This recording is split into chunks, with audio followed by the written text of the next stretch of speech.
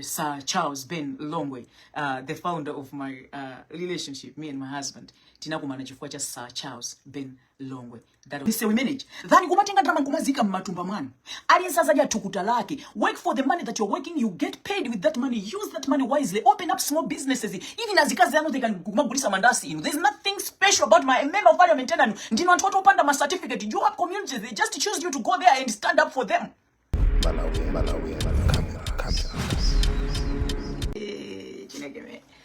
So amene mukavota ndangati amalawa amene mukavota ndangati choyambira kayinsa nafike kwa amalawa amene mukavota. I have a message for every Malawian citizen amene akupanga nawo politics, amene akuyimirira politics, kuti ndifuna ndiyankhule nawo ndithu kuti ndi awiri atatu amene they can get my point and understand my point with love.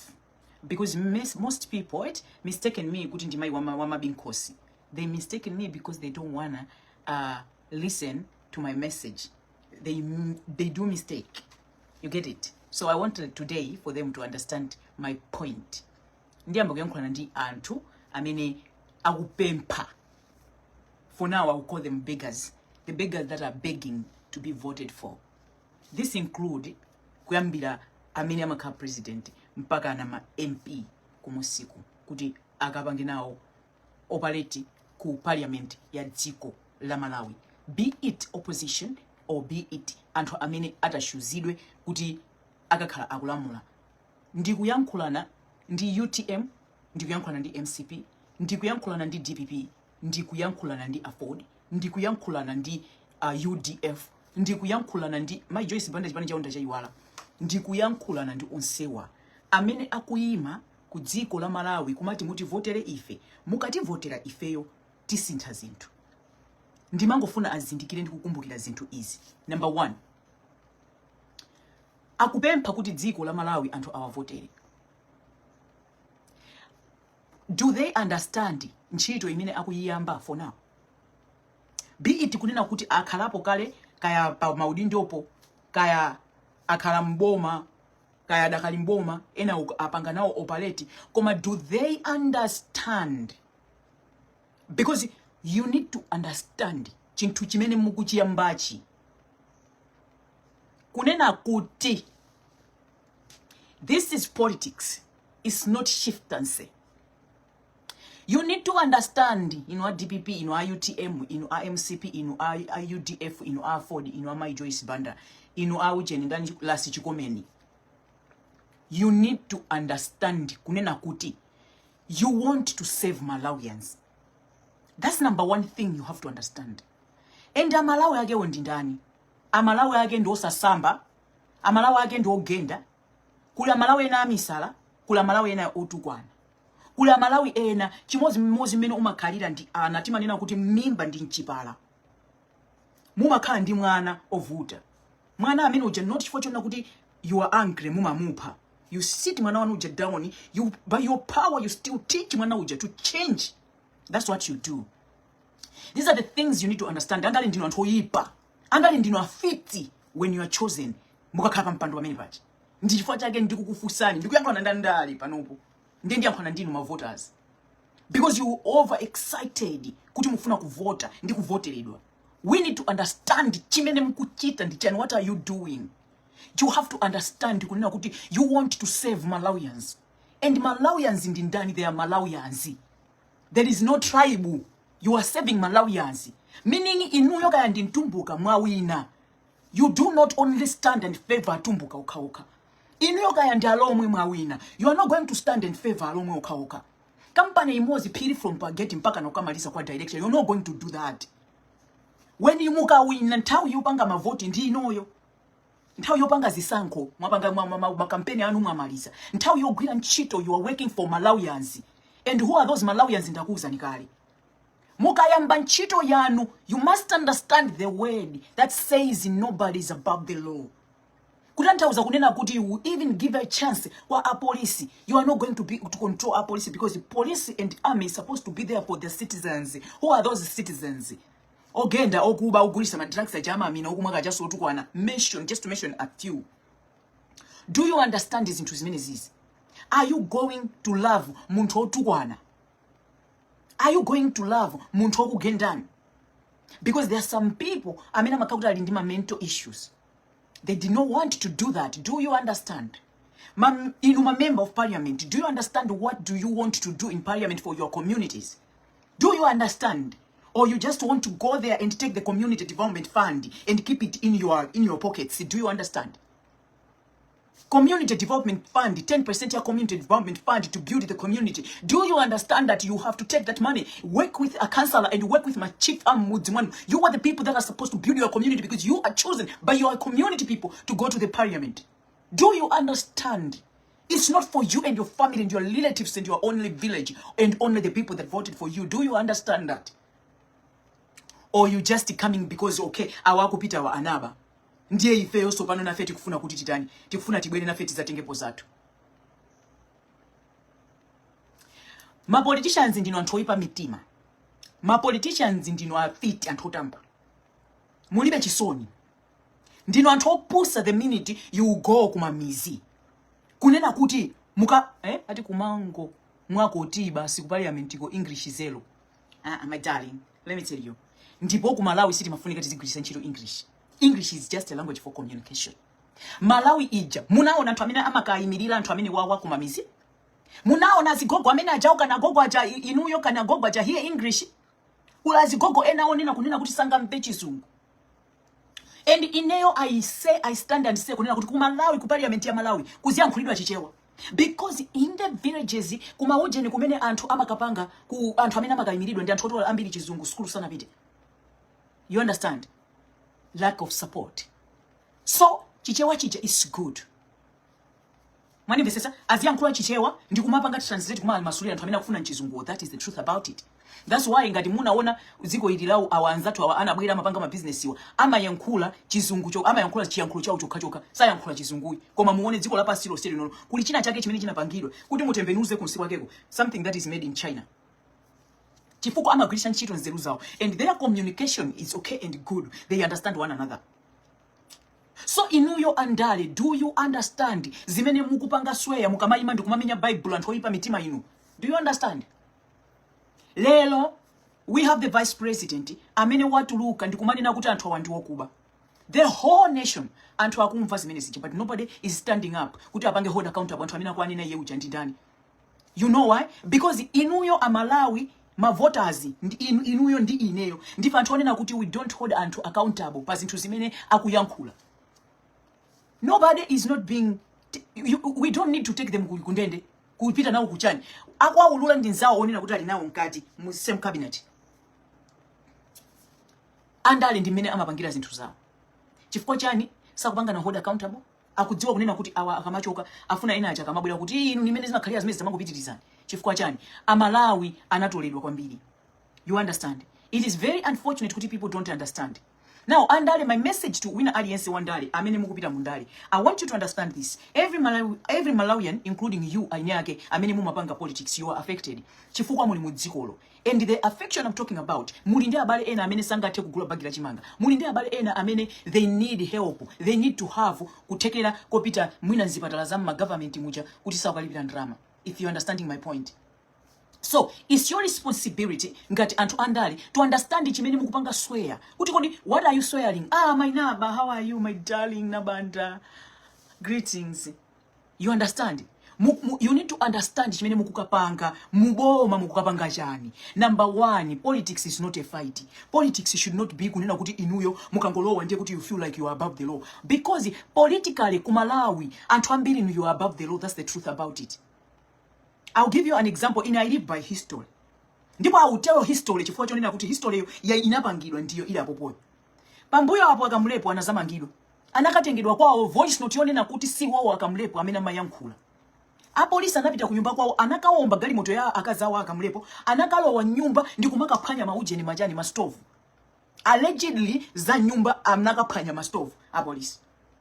Why? It is an order from above. What above? You need to understand respectively. You have to understand the meaning of nobody is above the law. Politically, ya kumalawi until you have no respect for the citizens. And it is very sad kuti pa 16 pakukwana people have to go and vote for Anthu Inuyopanda Ulemu because it was supposed to be by signing now. If you don't behave, it will cost your family or somebody. It is supposed to be by signing. That's what is supposed to be done in Malawi. Andale ndinontoyipa, you have no respect for humanity. And you hate to hear that. You are the people amene mumafika point yokana. Ino andale mmakana kuti ku Malawi kulibe ufiti. But I tell you, many of you masuka fokolo kumapita kupili kutengo kumakasamba zisamba inuyo. That's the truth about it. I can't put that one on allegedly. Because I know ambili inuyo amene maolana fokolo kumapita kumujeni kwa zisinga ngani oso ndima aziyo. You need to understand kunena kuti you are dealing with people. You are dealing with Anthu. Amene nzipatala akupita kulibe mankhwala. Amene akati apite pansika akukanika kugula mabagi achimanga. Chifukwa chonena kuti ganyo imene amapanga singa apasi chakudya chimene is expensive kuzafika siku la lero. Ndiye, what's my point of doing this live? Ineyo ndine Malawi amene ndimalira.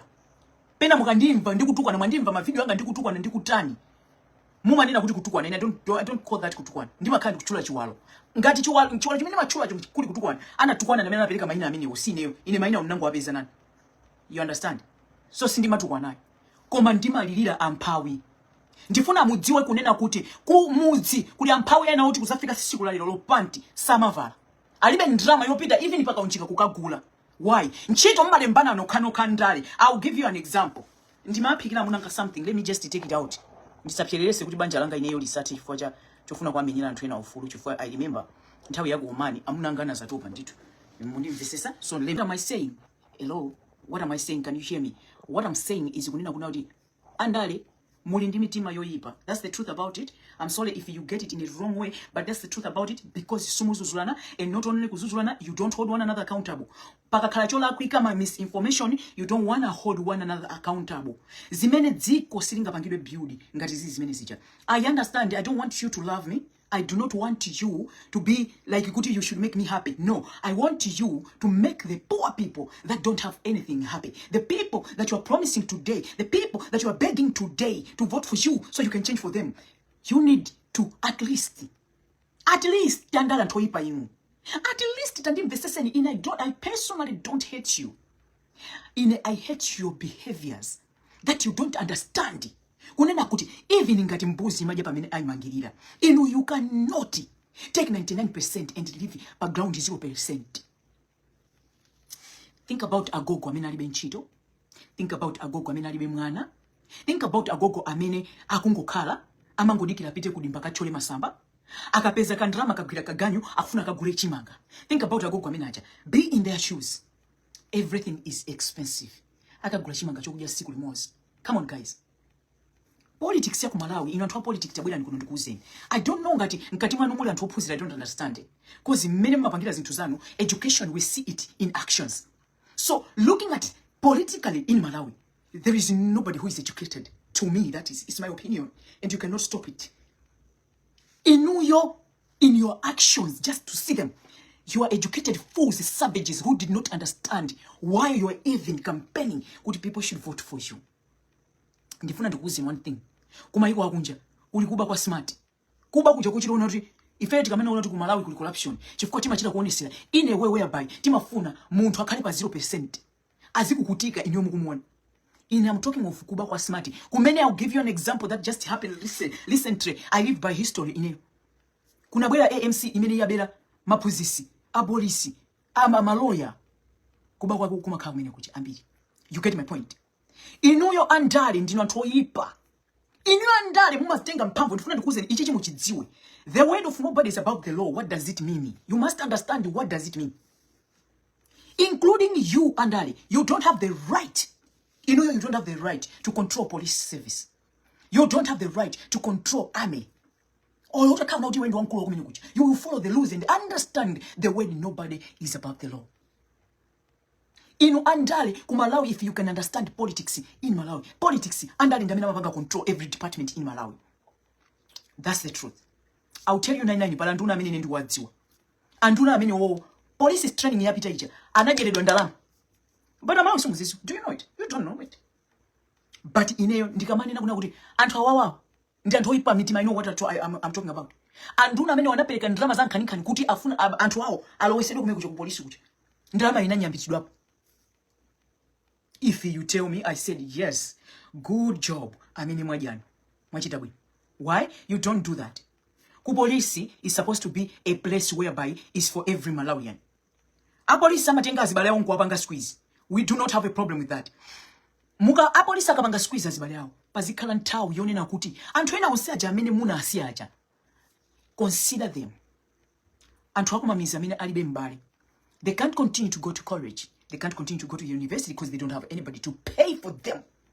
Consider anthu amene aja, because inu ndine, the truth is muntu akapita ku training ima katamanga sipe pala lake lija ma junior certificate, ma form 4 certificate amene muli na usamina makatamanga ku polisi kuja.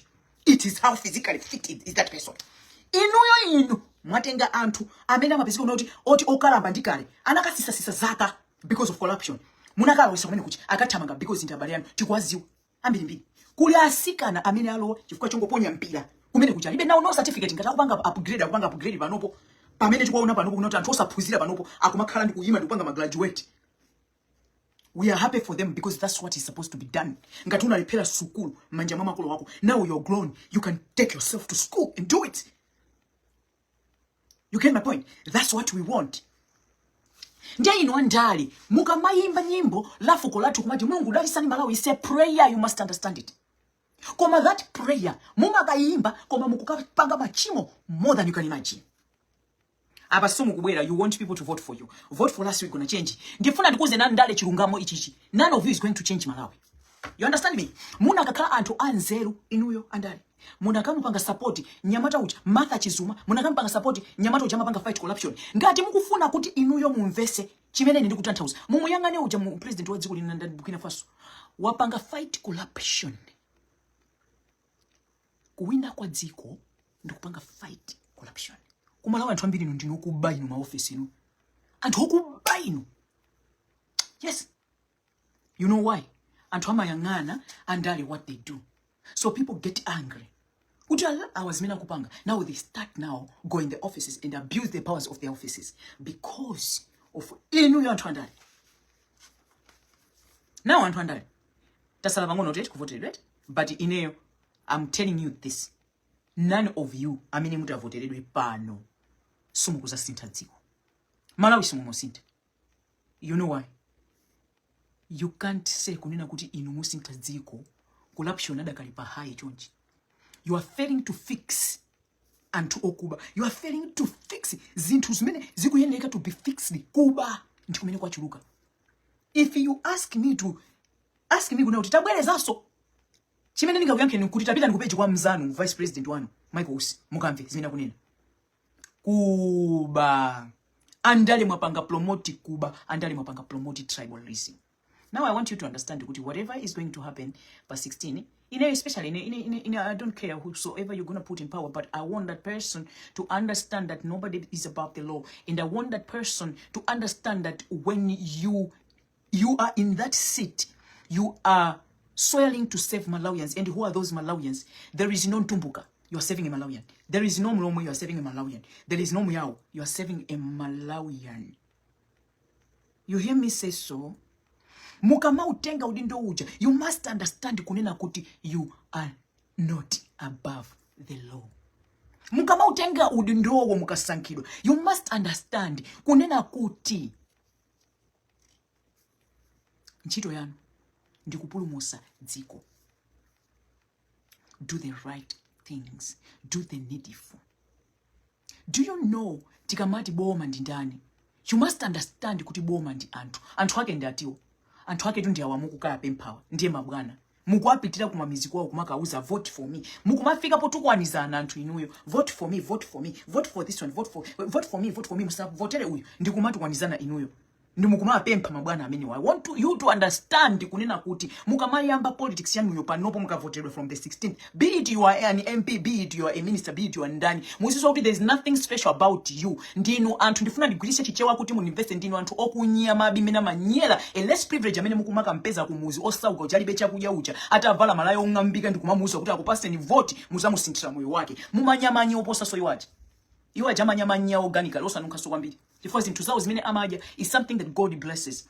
inu chifuna ndrama zanu zi ade lume kuja ndrama zokuba. As Michael Oaks, the vice president, is coming out to say to okuba.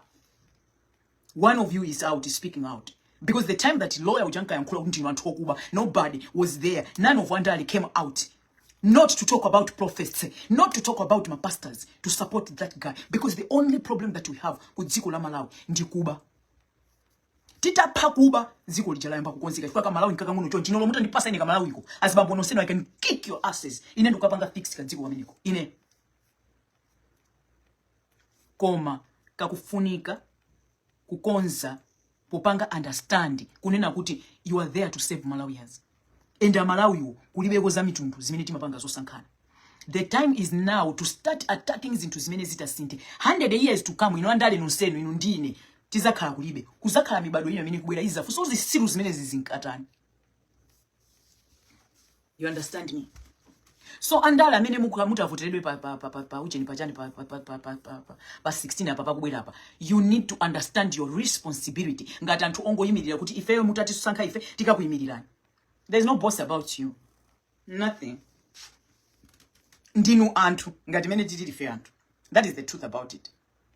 You understand? And you must understand kunena kuti politics is not a chieftaincy. Sisa pa musipanu, sisa ambuyanu. Kuti mufuna mungo zika kamila. Uyu akata chite chakuti inu mukuchingira. You must understand. You must understand kunena kuti Malawi ili mu democracy. You must understand kunena kuti sunguene kama mphanyile muntu ufulu. Umati tiri empower ndife. You are in the power. You are there to save Malawians. You are not there to abuse the powers of your offices. You are not there. You are not above the law. You must understand. Zinthu zimene pa muntu amene amadziwa education we see it in action. That's why ndikunena kuti nonsenu andaleno as one of you the vice president Michael Oaks come out ndikumanena kuti ndinu okuba. You can see kuti ndinu mbumbuchana useless people that are supposed to be in jail by now because nonsenu ndi anthu okuba. So you must understand zimene mukupangira makani pano kuti ndivotere nini akukuvoterani kuti chani. Are you not going to be part of kuti tizamba kuna kuti anthu okuba? My member of parliament, it is time for you and hoipa mitima. My member of parliament ndino and hoipa mitima. Muma zapanga adi kutukwanisa president chifukwa chani ndino and hodzikonda. Amene when your community votes for you, muma kalandira ndrama za water developing, muma kalandira ndrama za community development fund. Ndrama zimene ziyaso kuti muonesese. Muma zitinga ndifua chake muna kapesa kuti muna kapanga appeal za community development fund. Community development fund ima ineleka izikhala ndima council. That's the truth about it.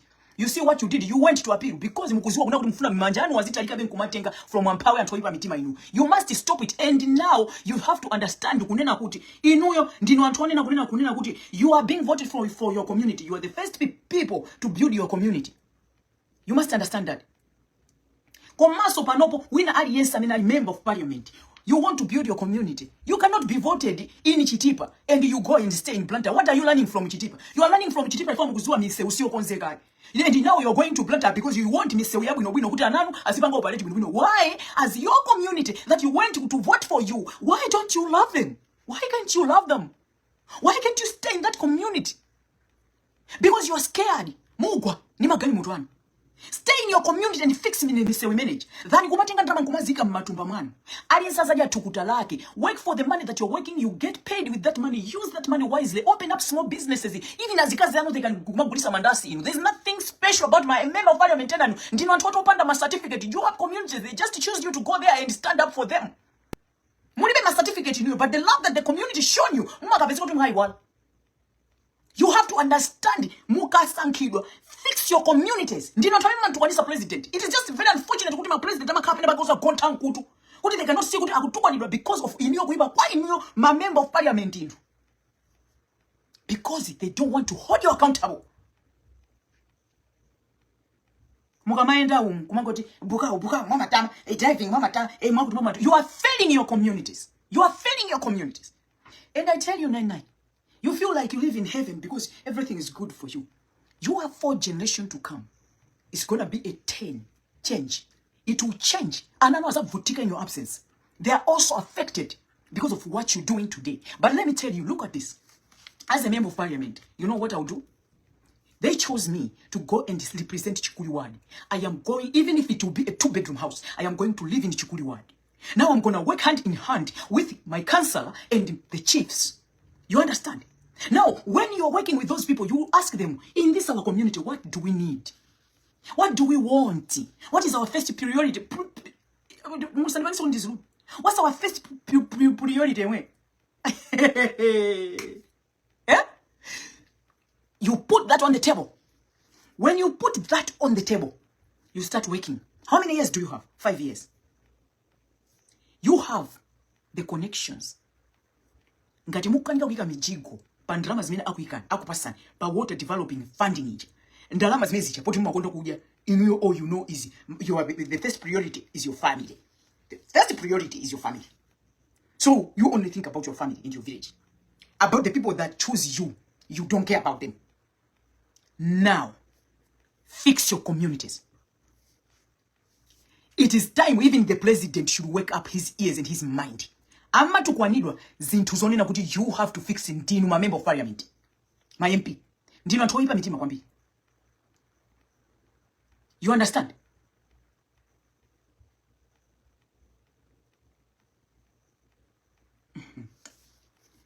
In front of Kusenet, let me tell you this. Today, zikoni ngati, you know people like me, ndikamapanga phokoso yonje. Zikoni ngati nzawo chisiro.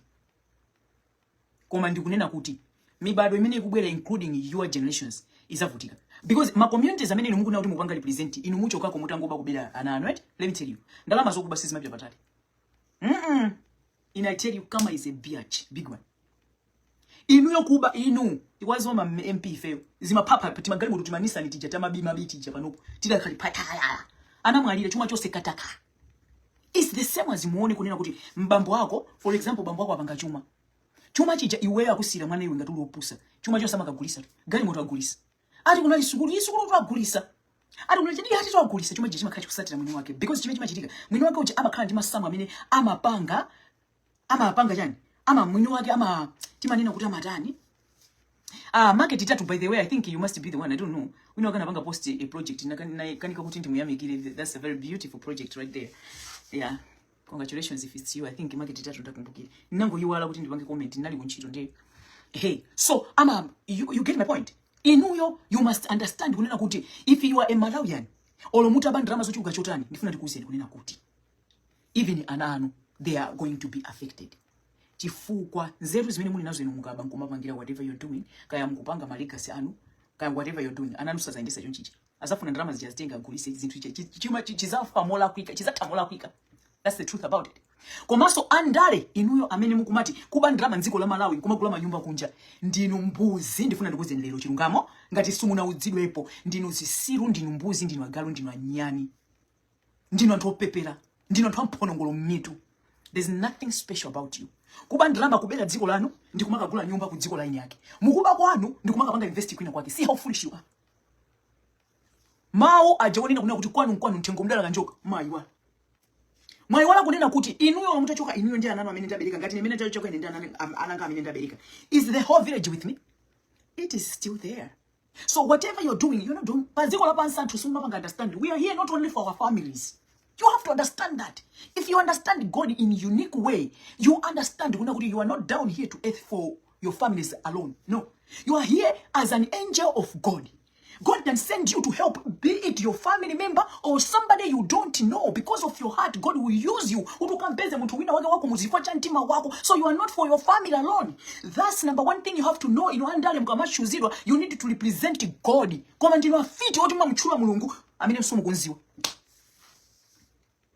Baba, do you realize that there's no medicine in hospitals? Do you realize that a poor Malawian kumuzi sanga kaguli chimanga bagla fertilizer sanga kaguli? Do you realize? Thank you for the stars. Did I know what some stars about? I'm not gonna change that. I'm not gonna live also when I'm comment. Then I'm gonna go to what is watching. Oh, Anzanga, thank you. Very nice. Appreciate you, Anzanga. Thank you, Anzanga. Thank you, Anzanga. Appreciate you. You understand? Ndiye tatieni mumvesese chimene mukutumidwa andale you are representing the true God. Komandale za kumalawi ambiri you don't represent the true God. Mulungu amayima kukwima pambali nkumakuyangana. What are you doing? Ndinkana kuzafika siku lali lolo. Nobody was held accountable pankani za drama za COVID-19. Nobody was held accountable pankani za drama za Cyclone Freddy. If you go in the villages, we still have people that are living pakona menenda kalira mkugona chonchi mfula ikamago mpaka na ite mpaka na kuche. That's the life that other people are living. Why? Because antu ambiri munatenga drama zo sezija ndikugula magali moto ndikugula manyumba, and those people in the villages are still suffering. suffering. Sundays you go to church and you call upon the name of God. Which God do you praise? How do you feel? And when you think in the shoes of Awawa, ndingamve bwanji.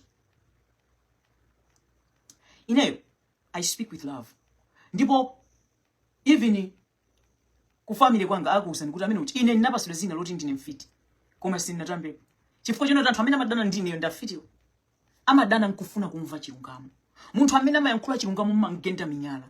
Koma you forget kunena kuti we came pano pa dziko lapansi to represent God, to be like an angel. Chifukwa mulungu sangabwere kukandidalisa munthu alone. I will tell you what happened today. Today I was busy. Very busy that I could not even take a call. I could not take even a call. But this call that just came, I said, God, I gotta take this. My spirit allowed me. I should take that call. You know what happened? A girl who knows me called me, Bilan, I need your help. Ndapeza mwana wa 16 years, uyu wakala pa Bingu Stadium, is it? Akuti amainaka anamutenga. Kuti akagwire ntchito, mwana ndi maina Bilan. Koma amayi wa ambweza mwana yalibe transport imene kufunika ndi 4,000. I tell you, kunena kuti pamene ndinalipo pamalo ponena kunena kuti I can't move, I can't shake. Ndangu yanka phone ndikuyanka koma pa risk yonena unati uyakundimva ndikwachita zoti nsika na uyuyu. Linzi ndizina zakola it can cost me. You know what? Ndinangomuza kuti okay pasavute tamutengere ku police. I respect law. Ineyo, I don't break laws. I don't take matters in my own hands. Ndamuza kuna the first thing we should do, amaya amene wawa because we are dealing with a minor. Take him to the police. Anamutengira mwana ujansika na uja God bless her, anapita naye ku police. Zimene ukuzani zachitika lero. Atapita, I even have a picture, I will post it. Atapita naye ku police, police amubweza muza kuna kuti mwana amene untenge ubwerere naye mupita naye kwa amayi amene wo. Akuntumaso uyu Msamaria. Mama, what is the responsibility now for our police? In fact, not our police, you need to work for every citizen. Olemera. Middle class or whatever you can call it. Our police you keep on me. Kuli our police abwinwet mundi kulukire. Okoma insomba ikaula, I'm just going to talk. The talk. Abolisa, we know God should continue bless you and your fourth generation. Abolisa, many mkuziwa kunena kuti you disrespect my citizens. If you are tired, resign. If you are tired, get out of those offices. Because one thing you don't understand is you are there for every citizen. Be it iweka wachokera kwa tumbuka, you are there for every citizen. Kulibeko, kuti tumbuka mulonga kulibe, cut off that bullshit. It's now a generation case, mene inachitika, we need to cut it off. You have to understand that. Ndifwa chake ineyo personally ndikamathandiza. I don't look kuti uwachokera kuti. Ine Malawi from Chitipa kwafika kumalira Mozambique ndimathandiza wina aliyense. Why? Because ndi Malawi. People amene ndimapanga kuti ndimatha kuona kuti okay, I notice them kuti awawa akuthandiza kwawo kokha kumene anachokera kuti okay, so it's all about their village. I cut them off. You know why? Because ndimaziwa kuti they don't understand why they are here. And iwo akamathandiza mona kuti they are akuthandiza. Sikumaka akuthandiza kumene kuchi. Because they are limiting. Iwo they are, you know, that's uncle. That's not what God want. You cannot do that. Nkani izizi zambiri zizofuna mukamafuna kupanga zothandiza. You need to be wise and ask God, is it really your calling? Is it really what you want to add to do? Because you are down. When you are down to help people, you help people no matter where she's coming from. Ineyo kunoku kwa America ndathandiza anthu kaya mukutu wachokera ku Nigeria kaya wachokera kuti wina wakaya wachokera ku Congo kaya wachokera kuti ine ndikunena panopo ndachokera po muthandiza munthu wina wako kunoku.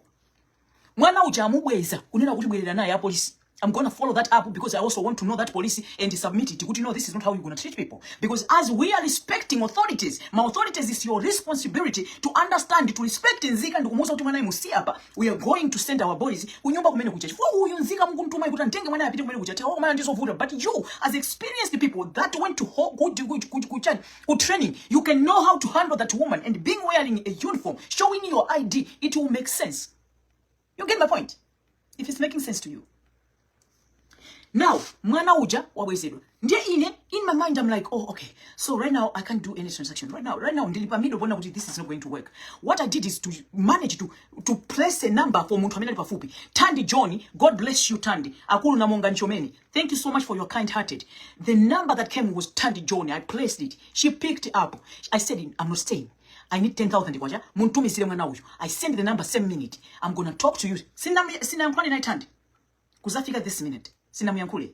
Koma wabanga transaction, mwana uja every process. I have the videos, I have everything. This is a minor. Amene ini. What I did, I say a prayer.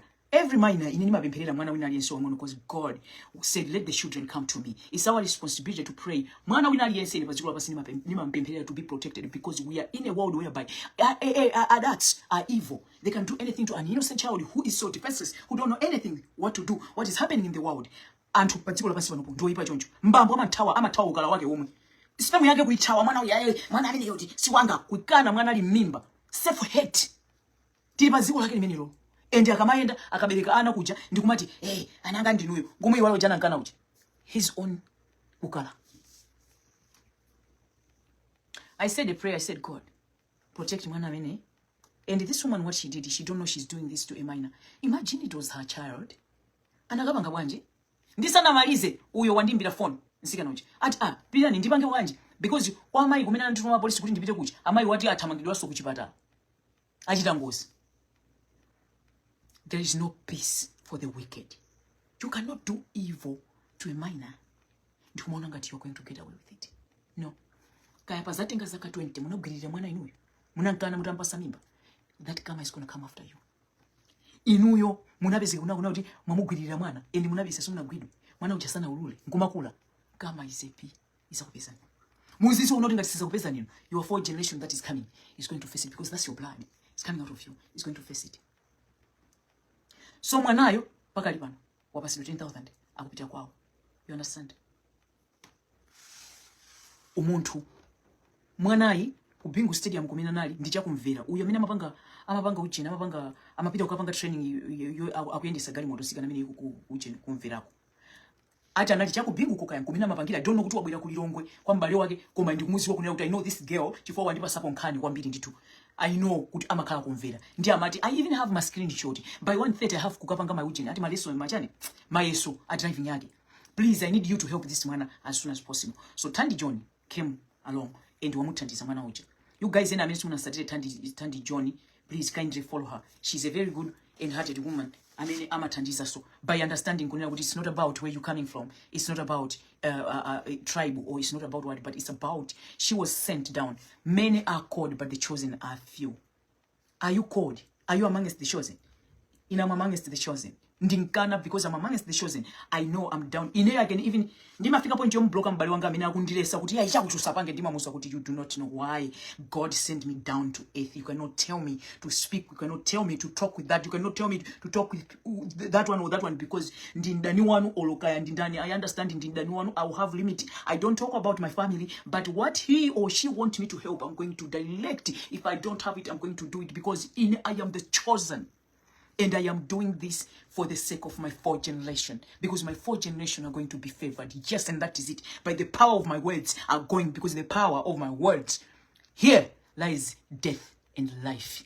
My fourth generation are going to be favored. Because I will favor many people. I am a giver, not a borrower. You understand? I am a giver, a cheerful giver, not a deceiver. I am a borrower. How do you say it? Elenda. Obelekisa. Inendobereka. Never will I want to be give me. No.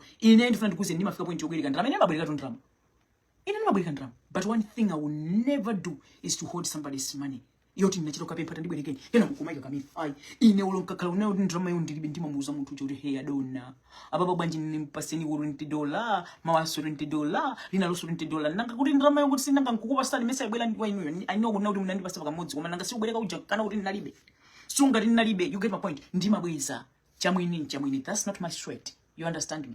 So that's what I'm talking about. Inu andale, you need to understand. Ndino antwoipa mitima. Ine nkamaku yanganani, kalidwela nonyasa. It disgusts me. Ndipo nimachita kuti kumambuye siku lina mutapereka weapon of mass of destruction kuti mwana wanga. It is time when nkuruza ziko lose lapansi kuti khala ni bata. Ndifuna nditume mwana wanga uyu. Anthu amene ninga yambi kwa sasula niende andale nteka kukweteka ni kwambiri. Chifukwa ndino anthu opanda umuntu.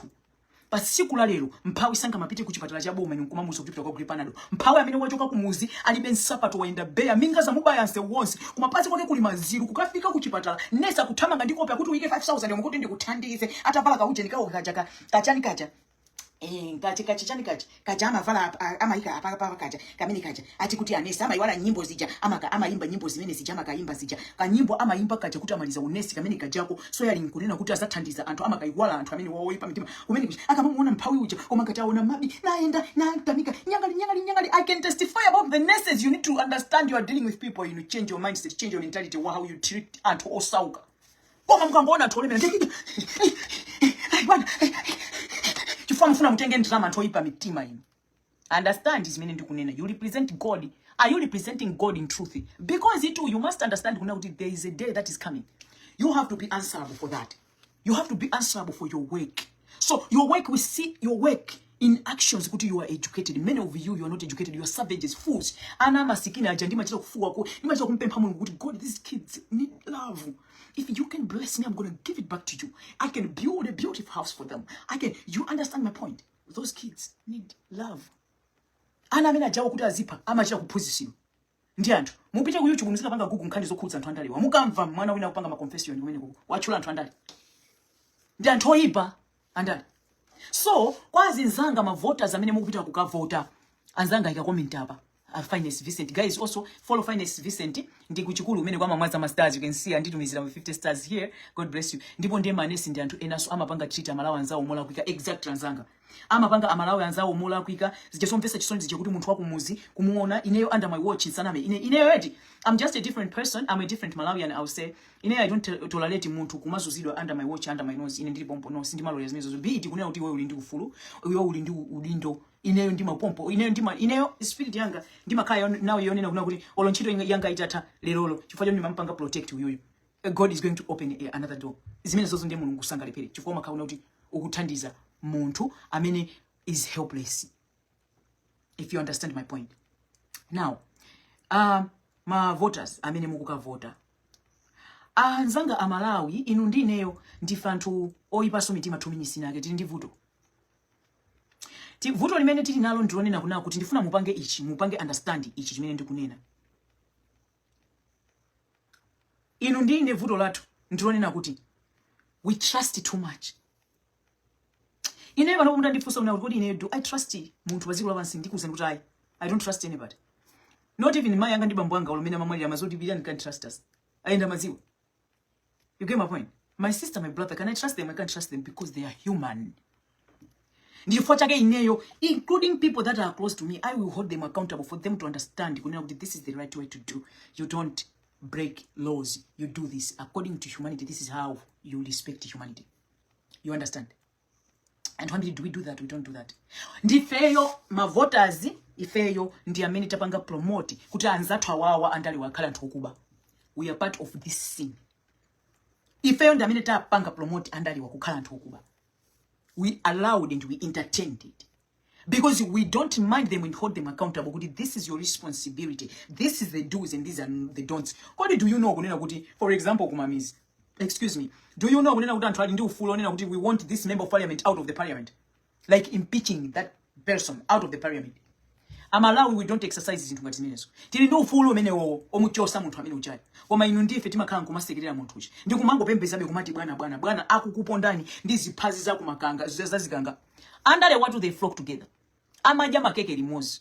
Inu ndine tikamamenyana tikamata na makhala libe nazo ntchito. Because at the end of the day, ma meeting mumaona akatukwanisa nawo. Kumakhala ma meeting ausiku amene inu ndine timakhala tili ntulo iwo akukambira the do's and the don'ts because they know kunena kuti they are dealing with dead walking zombies who cannot stand and stop them. So, ndimafuna ndikuuzeni ichi, amalawa anzanga. Kunena kwa adadi achakwera. Awandi wasa so chenchika 2 minutes ina yake. The way akamaya nkula, lately he has been doing like a robot. I hope all is well. I'm just putting my opinion. That's how I'm looking at him. My videos are ambidi. It's not giving. No. It's not like the very same person that had energy when he went in the streets to demonstrate with Achina Sir Charles Ben Longwe, the founder of my relationship, me and my husband. Tinakumana chifukwa cha Sir Charles Ben Longwe. That was 2001 and up to now. May his soul rest in peace. Achakwera letresa kuoneka many analili the time he went in the streets. Ukatamanga. There is a huge difference. Akamaya nkula manja awo. Akamati amalawa nzanga ndikupita ndikadusa. Akamati ndikadusa. Ndikutiza njali likutereka ndikadusa. Ndikupita ndikadusa kumeneko. Zanjali usatira. It's something that is not making sense to me. I mean, nimakhala ndithu kuti ndimuone sese muntu yet. It's just not making sense. I'm just saying. I just hope the D, you're okay. I just hope we are dealing with you. The D, our daddy. Dr. McCarthy. Lazarus Chakwera. 2 minutes nake maza khangati kumufuna mukhale ane mwanga because my other name is Catherine. So Kathe. Mark Kathe. Yo ndino ane mwanga. Koma, I'm worried, yes. I'm worried chifukwa he's a Malawian. Ndikumango zifusa kuti is he okay. Looking at my videos akali and my videos panopo, there's a huge difference that is happening. But we just hoping kunena kuti is well.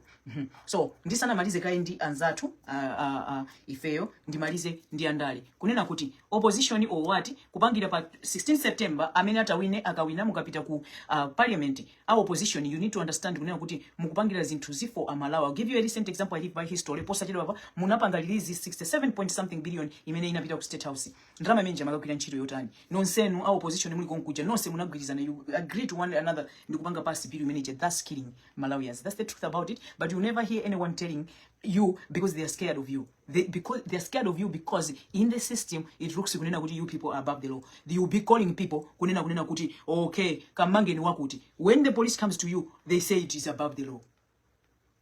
When the police comes to you, they say it is an order from above. Where is the above? Who is above the law? Nobody is above the law. It's only the creator that is above the law. But many are being told, it is an order from above. So, andale, mukamapita even parliament, understand what you're doing. Can you try one thing? This is now from me to you as a mother, as an auntie, as a cousin, as somebody who have many people that are poor, many people that cannot live the life I'm living. I thank God for my life. I thank God I have food. I thank God I can change to eat anything that I want. I thank God for that. But there are many people that are related to me. Kuti ineyo siningati ukafikira. I am begging you as an aunt, as in whosoever you can call. Kunena kuti. Can you consider of fixing malonga tinzipatala? Can you consider fixing malonga Adimak? The things that we are now dealing with in Malawians. Inuyo tapanga ni fixes in message. Put the prices down for thinking about the poor Malawian who is from the village. That cannot, that even sama klaso ndima ganyu ngati mina antu amena bwela ntauni kuti aziziyangania maganyu azinyamula matumba azitani. We are very far from living life to the fullest according to the system yatu, according to umpawi umene tima uona kuna kuti ndi umpawi. But the truth is andale mukasiya kuba kumalawi kulibe umpawi chuma cha Malawi chili mu antu. Patakhala kunena kuti tapetili ndi anti-corruption bureau because kumalawi we don't have anti-corruption bureau.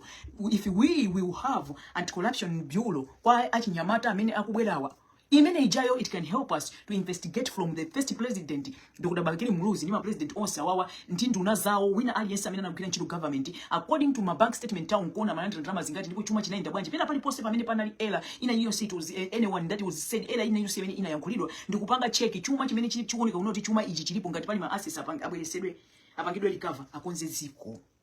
That's what we are begging because it's for the fourth generation that is coming. Kuononga taononga kale. Corruption munamudzika panopo ndithudi wamera midzi ije unena unati kuti munthu ngoti tiye ndisiye corruption ama kutukwana ndi anthu omwe ajamina kuvutika koma phazi kuli mazikanga maziru. Koma sakudziwa the benefits of killing corruption ndichani is the starting of developing the country. Ineyo changa ndichisoni kunena kuti I really don't want my fourth generation to be introduced to a country ngati Malawi. No. I am breaking the bloodline, and I already break the bloodline. Anything that happened to me, it ends me. It's not supposed to touch my children. No, they have to start their bloodline. In the name of the Father, the Son, and the Holy Spirit. They must be led. God should lead them. The Creator, Mother Universe should direct my children in their own unique way, in a blessing way, by understanding, not to break the law, by understanding, respect humanity, by understanding the words, by understanding the law, understanding. When they go to church and the preacher are preaching about the 10 commandments, thou do not steal, thou do not commit adultery, thou do not kill, they must understand it. When they understand the word, nobody is above the law, they must understand it. When they understand this is a minor has to be protected, be it Ulindindalama or not, protect a minor at any cost. It's not like Inuyo, a member of parliament, in Enanu, will be up and down with 15-year-old innocent children, 16-year-old innocent, buying them whatever expensive things, teaching them wrongly. You think you are enjoying. Your children are going to face that because that's what you are putting, that bloodline. In your bloodline, that's what you are doing. Ananzanu ndiagazi, pamene anu mumati ndi ana. In these offices, Antu Inuyo, as Maya, as Kasa Inake, you are not even respecting them. You cannot even give them unchito, kutapite, kukuka and kufiudi. Osa musana severese musiketi, or musana nukemo musiketi mao. Musiketi mankas wanzanu wasanduka trashy. This may majita my office home, and you think you're living life. Karma is gonna come to that your daughter. The office is going to go, is gonna face a man like you. Because that's what you're creating. That's your bloodline you're putting. that when you're in an office, you cannot see a woman until you go in the woman's skirt. Or and for field, I cannot promote you in basic office. I'm looking for a job in basic office and because you want to enter in their skirt. Your 4th generation is going to face it. Life is spiritual. Be careful what you're doing. Be careful how you're treating people in your offices. Be careful. If you have kids, you will live to protect your children. God is not man. There is no peace for the wicked. You should know that. That's what you don't want to hear. Inwanzanga ndine amalawi mukupita kukavota musayangane kuti mukavotera ndani. Amene mukamvotera uche, it is okay if you, that's what is making you happy. This is what you want to do. Go cast your vote. When you are done casting your vote, you need to be on your knees. Talk to Mother Universe. You need to pray for Antoinette. Because none of them is going to change nothing. You understand me? There's nothing whosoever you are putting in power by 16 September. Is it 16? Nobody is going to change. You know why? We still have corruption. And why corruption? Because we are part of it. So the people that you're going to vote for, be it as Malawi, we are desperate right now. The way we are desperate, everybody want, okay, we want a dada. You know, I love Peter. I love Peter. Peter himself as a leader, I loved his leadership. But understanding the people that are crooked, criminals and gangsters around him by that time, for us to be where we are today, it's because of what DPP was doing, overstayed their welcome. That's why those alliance was those alliance in Azuka would it just and anyway. Enough of their stupid, enough of their nonsense. That's how desperate we are, Malawians. Ufuna kuwazuza dadaja, mama mota azipuma mkuti tabwezi reseso. Ife tongwe kukasanza,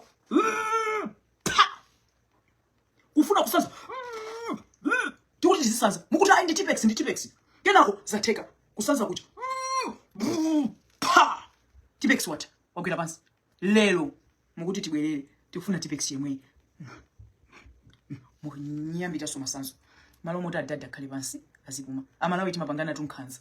Inu ya Malawi ambiri mukamayangana zimene mukupanga. A DPP tusanapangane fix. Ku DPP itu anthu amakangana. Ku DPP kulinkani kumene kuku anthu amakangana kunkati kumeneko. Ndichifukwa chake ngati mukuona iwo amaona ngati kuti adada chandu ndi adada akulawa. That's what they're thinking. But let me tell you, adada tikunena ndikakuza nuli nepita ndima mkonda because of the way he thinks. Anakapanga surprise. Atapita ku zamu wa learning mate zao zichi. Anakamuita na mai amene awati pexuchi. Ndi amene anakala learning mate. Nobody see it coming. Kunali kulira. Kumena Malawi nasu kuzi ukoma ine ndikuzi. Kunali kulira anthu amene amapangidwa promise kuti iwe ndiye learning mate iwe ndiye kunali kulira. Because he's wise. He understands. He didn't want good for Malawians. But then he's surrounded by criminals who don't understand leadership. Hear me say so. So, anthu amene mukukavota, musadikire kuna kuti amene mutabwerese panopo asasintha dziko. Mudzinyenga nokha ndi chala. Kavoteni and be happy. But what we're going to do as Malawians, we have to hold them accountable. As we are holding them accountable, number one, everyone should be held accountable. Kusakale okuba. Mwamona Maiko Usi, as the vice president, mina kuyankulira, wakuti kuchukula akuti, as a Malawi tonse tilindu fulo nyamuka pa geti pa kwa utipase ma evidence amene uli nawo, iwe tinakuchula kuti ukaime, utiyimirire lero kuti anza kwaja ndokuba tipase zonse. Inu Malawi ngati sumutiwa as a citizen, mwamona muntu wako muzuja, I want you to understand even anthu akuma mizimu zawo semenezi. Mwamona ngogo wako muzi uja oti inuyo you are looking down on that ngogo. Do you know ngogo amene ujayo inuyo kumuuza ngogo amene uja uli ndi ufulu iweyo pita ku court ukasume kuti zimene akunena Michael Usi ndikumutengera pacha ndikumutengera pa court ineyo as a concerned citizen amene am affected ndilibe chakudya nyumba mwanga ndilibe munthu one mmene ndililimu court limatenga chifukwa kali ndi maloya ena ajawa aboma omimirira munthu. Moti panopo nyo kuti agogo ena olimba mtima koma amene ife Malawi ndi fama anthu opepera pa mtima apa ndi azibambo omwe tini anthu opepera ndi anthu opepera. Ngani zimene ukamba Michael Usizija amene uchayo amayenereka ndithu munthu citizen olimba mtima apite ndikukatuka tenga chisamani uyo aulula nzake ndipo zinthu zimene zabedwazo azituluse. Do we do that? We don't do that. So mukavota kusogolo kuno zikhale zimenezo tikuyambe kupanga zimenezo for the 4th generation that is coming. That's what we need. Panopo mukamapita ukavota kavoteni not with expecting anything. Chifukwa chimene chitakupwetekeni chimene chikuti kweteka Malawi tingwacho sawa aba chimene chikuti kwetekesa. Ndiye ndikuzani unati ukavote koma don't expect kuna kuti amene akubwera wasakusinthira. Because you go crazy, you go angry. Ngati sakusinthira nisoni. Kuli ndrama zambiri mbiri zimene zinangongoledwa. Awalipowa anangongola ndrama zambiri mbiri. For those things kuti ayambe kufixa is a process. For kuti ayambe azona chakuti is a process. Unkati kuja kumene inu ndine situkuziwa kumene akukunena manganya kuja. Kumene akukunena Michael usi vice president uja kuti inu yoso mkuziwa what happens kumene kuja. Iye uja knows exactly what is happening then for what to look watopa. Kuti anthu akuvutika ini ndatopa can't continue anymore. So Malawi anzanga all putting together to save their modzi. Inu taganiza nine nkamagula blade inu. Naye uja wakumuza gula blade mazimwera tiye. Muona ngati sanjenga khalebo. Do you know kuti Amalawi ambiri amachoka muleni yawo nkumapikisana ndi munthu wina chifukwa chonena kunati akuna ngati kuti uyo zikumuyendera? Pamene uyu sakutha kugula dress, olo sakutha kugula chovala. Koma amakazipanga force akabweleke ndalama katani ndikuzika mungongole chifukwa choti yeye afuna kuti naye azigula dress afanane ndi winayo. Kodi titapanga kunena kuti chikonzi kuti aliyense azitha kugula dress, including akumamizaji. Ndi anthu amenaji, they are human like us. There is no special about us. Timapita kukanyera ino. Inu andali mumakanyera mina manyerera. There is nothing special. We are all the same in the eyes of God. Pamene sumu kumva ndi pali. With love, ndakuza nikali. None of you is better than another. You are there to save Malawians. Okuba, otukwana, ama drugs, maskamazi, mission. Mene munga nini, amene ali Malawi. Zosezi zikata, mukasankidwa pa 16.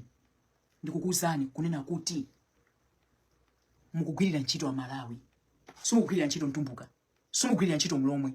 Sumugwirira ntchito Myawo. Sumugwirira ntchito Nsena. Mukugwirira ntchito Amalawi. Utandauza kunena kuti chani, you are going to treat Amalawi the same. Kulibe kuti chifukwa inuyo mwachokera mmuzi mwanga ndiye kuti I have to be favored more than this one. No. All the people in your village, nobody, none of them is above the law, including you. Mumvese zimenezo. Mukayamba kumvesa zimenezo. Amalawi. Ndati msakale ndi expectation. Yonena kunena kuti amene mutavotere akusinthirani dziko. Pokapoka titapanga fight corruption. Kuba dziko mwatu ndi kumene kwatu onongesera dziko. Panopo almost 99% of Malawians ndi anthu okuba. That's the truth about it. Ngati sumu madziwa ndifuna lero mudziwe. Zimene Amalawi makhala mukudandaula 24/7/365. Koma ndi ifeyo amafika Malawi ina podandaula. Uyu koma munena president waku ucheno waku noko ku America. Amene yoyipa kutisekera ayi anakusekera ni siyeyo. Anthu awa mu system mwawo amadana ndi anthu okuba kumachita kuonesa kuti apati kuba apati kupanga katangala apati kutani. Ndifuna ndikuuzeni kuti mudzidziwa kunena kuti zonse zimene zachitika kuti anthu achakafike pa whatever kupanga cut off zinthu zimene anapanga cut off apangisa zonsezi ndi andale adziko la Malawi. Sumu madziwa ku Malawi kunachitika nkhani ina. Mwanimvesesa? Yonena kuti kunoko kumalowa anthu. Amalowa isedwa ndi anthu omweyo kunkati wawoko. Amalo wesa anthu amene acha. Alo anthu 70 akamatuluka anthu 10. Anthu 60 achasala. Zimene zija ziko lino linaziziwa and they approached kuti wathuko. Anthu ena anachosedwa maudindo anthu anatula pansi.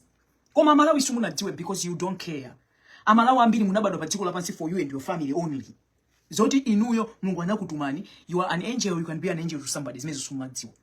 Ndiye ndifuna mudziwe kunena kuti andale awawa Amalawi anzanga siti kwada koma tisasekere khalidwe loyipa tiye nitipepa khalidwe loyipa if nobody is above the law.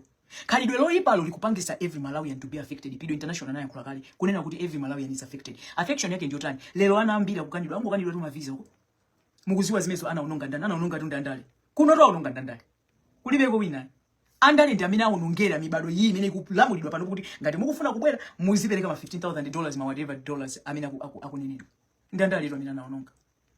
Unless ngati involve yourself muyambe kusewera nawo visa lottery muzipanga apply zikamatuluka kena kumuzachipezi kuno mwachitika mwayi akupasani my paper muli ku Malawi komweko mkungo nyamuka kumabwera kuno pa ulemerero. But it takes grace to know the true God. You need to be holy.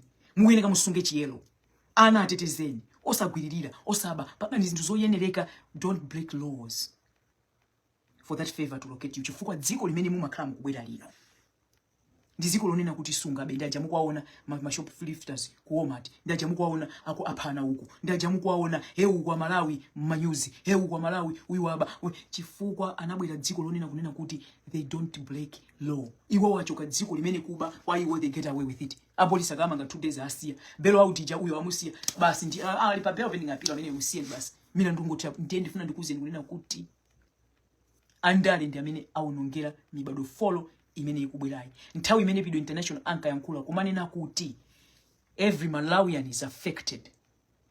I remember saying that time without number If you are a Malawian, be it you are anywhere, you are affected. Ndifuna ndikuze, as you look at me today, simalemekezatu munthu amene amakhala kunja. Chifukwa mazoti munthu amene amakhala kunja is able to do anything. You see ineyo panopo, galimoto imene amayendera president wa dziko lino lene ntheka kuitenga, as long as my credit score is okay. Nditheka kukaitenga. Because izi ndizilipira ndekha, ndimakhala pa ngongole, I will do it by myself. Sindilemekezeni munthu wakunja. Timangoyankhulana koma ulemu wanga umakhala kwa anthu amene akukhala mu dziko la ku Malawi ndikumapanga manage as hard as life it is. Ndipo sindimalolera munthu wakunja azimutamikira munthu wa ku Malawi because there is a huge difference. Anthu aja kamapita kuti afuna kugula galimoto amakagula ndi ndalama zawo. Pamene munthu wakunja china chilichonse including pogona pamene utafuna umakatenga pa ngongole. Ine ndi amuna anga ukhawa ngongole amaikana kaina apita potani. Yeah, Yesu usatenga pangongole ungokwira chimecho ini kumacho ndatenga romu yani romu indateni titenge pangongole ya yiku save ndama kutenga usamakhala ndi ngongole munthu usafe usapa I am dala ine nimachota inu izi zigwira zina izi zileke izi zigwire ntchito ina tikatenge ngongole azigula pang'ono ali kodi inu mungamango inu mungu mango yankhulatu corruption this corruption imene ndi corruption pamakhala interested iwe umusoma mbira mungu chilipira chinthu chicha ndaone nanzanga ine musi ndambira ulipira galimoto zaka mangu bwera andiuza bibiru koma ndalama isisunthani ine ndikamamba choncho ne zichane na munanga sicha inkana ine muntu ona pano ine ndilibe galimoto ine nimangwa yendela galimoto ya mwana wanga kwamkwera na wise use your head life is spiritual. Me I go tell my Pekin, I say Pekin, which car you wanna buy? Mommy, I saved it, I want to buy a car. Pekin, don't rush buy car. Don't just buy any car now. You're not just any girl, you see? You don't just go around here and buy Toyota and this up. No, girl. Take yourself level. Live up. Live up. Live up. Live up. Live up. Live up. Pekin go and buy the one that I look for. Pekin go and go. Today, me I go sit there. So there's a thing that I love about my daughter's car. Everyone who have a car like my daughter, what they do, agamakumana ama Mr. Zala's joint. In the front of the dashboard, my dark teacher, dark. So me, I could do such stuff, you see, because I know of high level. But if they ask me, do I know how much the car is costing? I don't even have an idea how much she bought that car. I don't know how much she paid for, because insurance. She's still paying for insurance. So I don't know how much she pays insurance. But then see me, see wahala. I don't have a car. That is the truth about me. But it is okay. Now what am I saying? Panja hapo bwete nyumba munomo muliana ngati okay tili ndi mwana wa 19 years amene ali ku university mwana amene mujandi gali moto banja uyu wina akamafika zaka 16 pa drama imene tikumusevera ija ateka pa 16 paja tiyauza mkulira birthday chifukwa tumusevera drama akamamaliza ulo even chifukwa mwana wanga uyu yamba wamaliza ali ndi zaka zingali kodi it was last year ali zaka 17. That's when she brought good diploma yake jana bitana. She brought a diploma in this house. Yes. Wamaliza. You get it? So what happened? Pamene makapasa ma president aje. You give president gali moto kakizi, you give what izimene mmatani mumapanga. Kulantauza kunya kuti anebawa apanga zimene awapanga kulibe kupangira na nsanje wina ndi nzake kuno. Nsanje zimene nenda zoona kunoko ndi ma Africans zoti akabwera aja koma kumango kutukwana una upita hapo. Kucha kuona kuti ampawa ampawa nzathu othawa dziko la kwawo awabwera kuno. So akuona kuti iwe ukuwaposa not a little American. They don't do that. They are of love. They will smile. You know, when they look at me, they're like, oh, girl, you are so fire.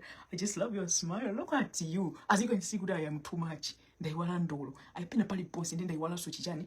Chujin is never ujinanga, mama shock anga in a community now. You understand? Because I don't want to look like Malawian. Come on, Malawian. And I'm Alisa. You weren't in Malawi? Yes, Malawi ndikutinda longo solero kujana kanitenga mwana ucheni Madonna ana katenga ana kuja manina ziko latu ndikumene kuchako sindichita manyazi pamene ndachokera komano the thing here is I love many ayo amapangira zinthu zawo munthu wako muzi kulibe kunena kuti iwe ndi uphunzire usapuzira supeza ntchito aliyense amapeza ntchito ama muphunzisa munthu chifukwa aliyense anabadwa ndi nzeru kuli ma manager oti olonkalasi sanapite kuli ma team lead onena kuna kuti olo ndithu sukulu mayazi kuli chani chifukwa chani amalemekeza umuntu pachilungamo amadziwa kunena kuti wina aliyense anabadwa ndi chani ndi nzeru utanthauza kunena kuti chani utanthauza kuti mukamuphunzisa watudu amatani di amapanga kodi Amalawi silingapange zimenezo Amalawi silingapange zimenezo kuna kuti ine ndikamagula bread aneba wagule bread tisamapangane nkhanza tisamasilirane chifukwa Amalawi ambiri tu amakapezeka kuti enali mama muyankhulira kuziyankhulira oka, I am beautiful, I am a boss, I am rich. Ama kabisa utakubwera kuma bilani uja ame uja she's beautiful ndipo she's boss iwo ba chichereni uyambira last month ningoto the whole year sana zuke bako nakuti oh God, I thank you for my life. There's a purpose that you created me. I want you, God, to give me a sign. I want you to speak to me. I am going to listen. God, direct me to that. Make me to stay in my lane. I don't want to look this side to do that side. I will make an accident. I want to focus. God, your mail my mail deliver it to my door. I don't want to see what this one is doing. I'm just inspired, but God, deliver it to me. I am a boss. I am a boss. They cannot speak for their life. Komango kapesi unotali mama uchini. Mapeji. Boss lady. Inu bosi mungo basatu. Inu yo mwatani. Mumajita kufika point yoyi wala unauri ulenji umasimba wate. Ulenji umasimba wawe.